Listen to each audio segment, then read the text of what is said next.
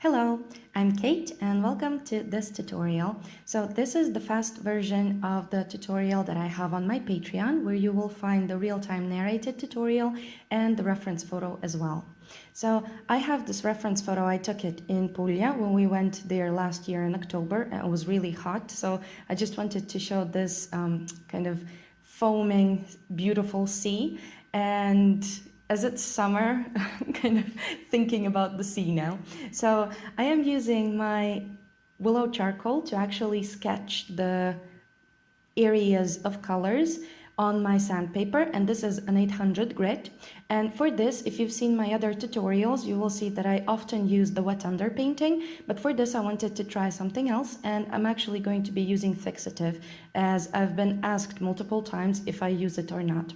So I have to say that I don't use the fixative for my finished works because any fixative is going to make your colors look darker, but in this we will use it to our advantage. So basically sometimes I fix my work when I'm still working on it. So basically I'm layering in those darkest areas, and here you can actually use the advantage of fixative if you do not have dark colors. So I'm applying the color on the paper and I'm applying only those shadow parts and the darkest parts that I see in my image.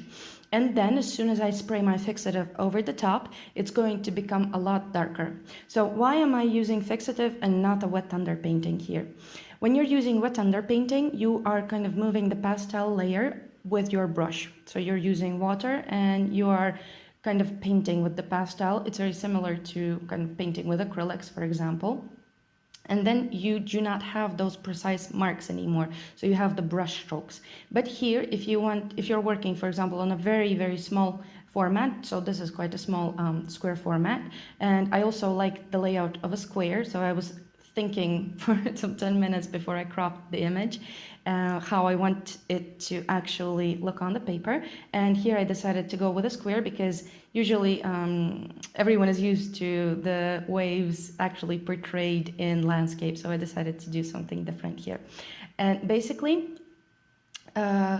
here, using the fixative, I can have those areas of color and marks that I made with my pastel stay as they are. So I am not risking of moving the pastel too much and blurring everything like in a big blob.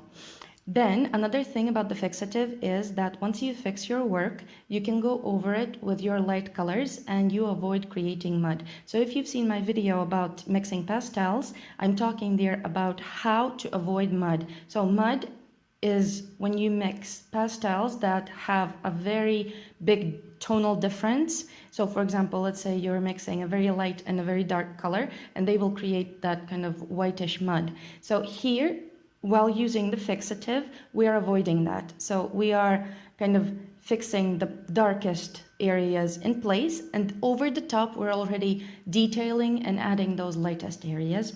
One more thing that I thought is useful to say here is that the foam on my waves, it's not white. So I rarely use white. I use white only for the accents, for those tiny details. So for example, in this piece, I'm using white only for that little spray of foam with the technique, with this kind of scraping technique, where I scrape pastel dust of a white pastel chalk. I'm scraping a bit of that onto the paper, and then I'm rolling my pencil over the top of it so that it kind of ingrains itself into the paper. But the lightest area on my waves is still has some color to it, so it is yellowish, and I was trying to get the camera to represent the colors accurately, but you have to bear with me here because I'm actually shooting all the videos with my phone.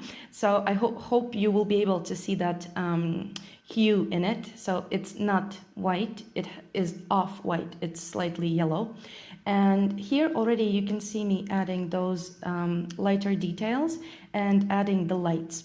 One more thing that I wanted to say is one mistake that I noticed in beginner artists when they paint sea is the linear perspective. So when you are drawing the sea, you have to pay attention to the fact that when the sea is closer to us, we have those waves which are more visible, so we see that pattern of waves.